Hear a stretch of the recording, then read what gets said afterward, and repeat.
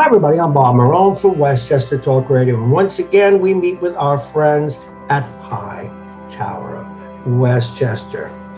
Hi there. Here we are today with Peter Lang, Managing Director and Partner at Hightower Westchester. Peter's here today to talk about family meetings. Are we talking dinner, Peter, or something more involved than breaking bread? Hey, Bob. First off, it's great to see you again, spend some time with you. And yeah, I think we're talking a little bit more about than just having a little bit of meal and pleasant conversation. It's always good to have some food when you're talking with your family to keep the blood sugar up and running. But in this case, we're really talking a little bit more about than just catching up on the day's events, let's say with your adult. Let's talk about with adult children as an example. I think the first thing is that parents, kids, adult kids, that doesn't make your age, doesn't make the difference. The age doesn't matter. We're all a little uncomfortable about talking about our wealth and our estate plans with our kids or with the kids talking about it with their parents.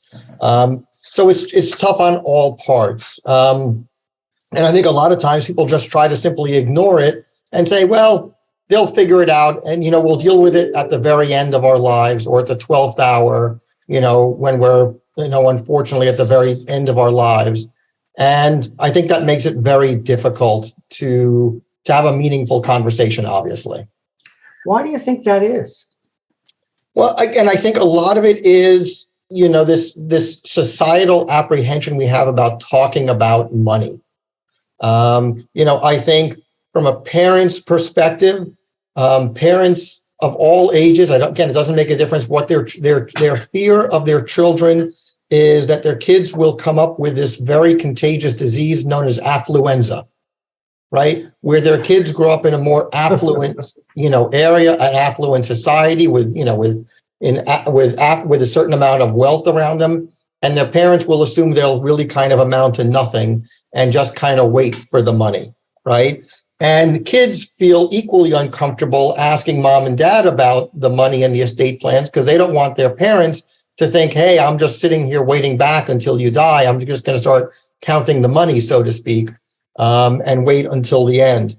And I think we all have to just move past this stuff. These are really important conversations to have. Parents need to have them with their kids, and conversely, kids need to have them with their parents.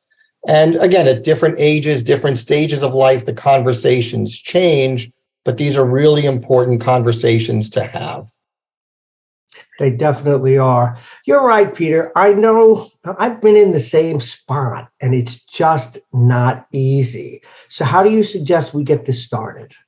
Well, I think for most people, when you really get into the nitty gritty of a real family meeting, I think having a third party in the room is the way to go, right? Because it takes a lot of the pressure off of the parent, off the child or grandchild, depending on how many generations you have in the room at the same time.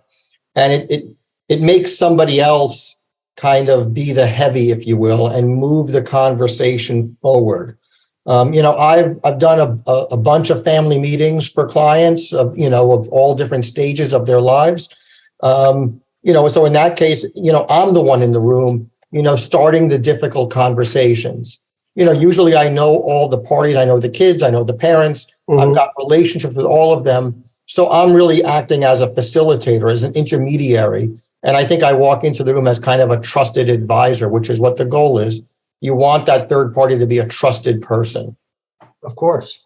Now, you've done this for two in your own family. I understand this. You've had two meetings. Yep.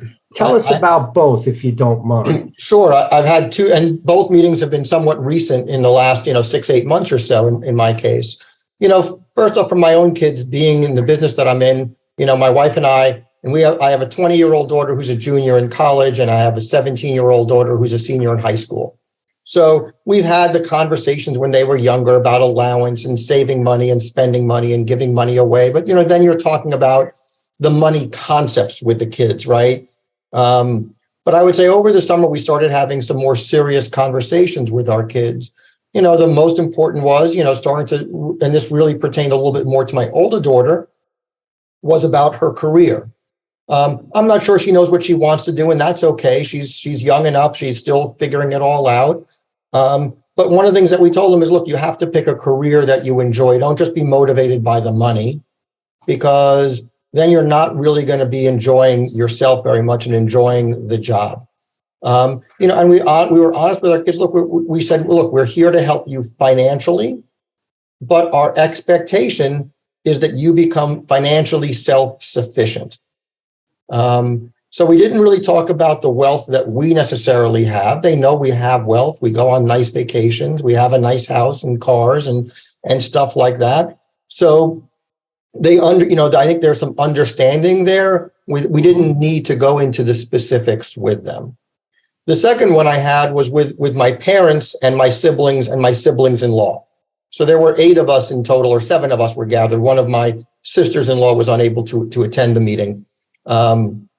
It took us, a while to get my parents to the place where they were willing to have this meeting. My parents are both first-generation wealth creators.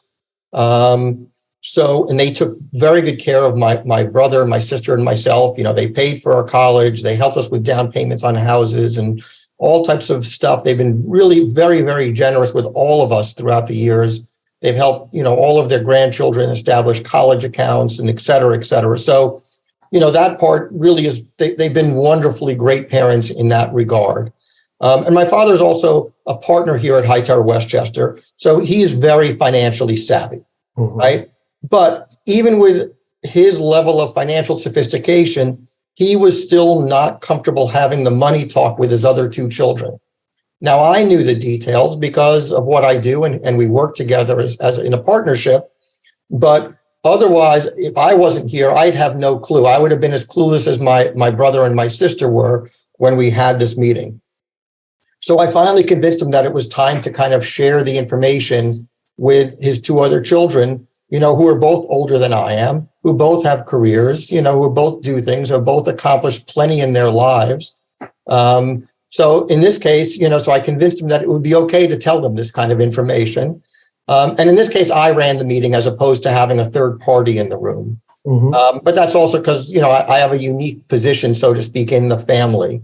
But I also sought advice from a friend of mine who does this, who does lots of family meetings. That's what his specialty is, as a family coach and a family advisor. So I had a couple of calls with my friend to make sure that I was going to steer and prepare myself properly for the meeting. And so that was, again, I wouldn't have gone in all by myself. I had help behind the scenes, so to speak. So at the end of that meeting, were you happy? Were you comfortable? Yeah, I think everyone, my parents were pleased, my siblings were pleased. I think we all walked away knowing my parents were, first off, that their estate planning documents were in very good shape. And we were actually in the process of redrafting some documents and updating some stuff, but they were minor changes that we were making. So I think from that regard, my siblings felt comfortable that things are in good shape in that regard. And I think everybody walked away feeling much, much better about everything, really. Yeah, I bet. So you really do eat your own cooking then? I really do.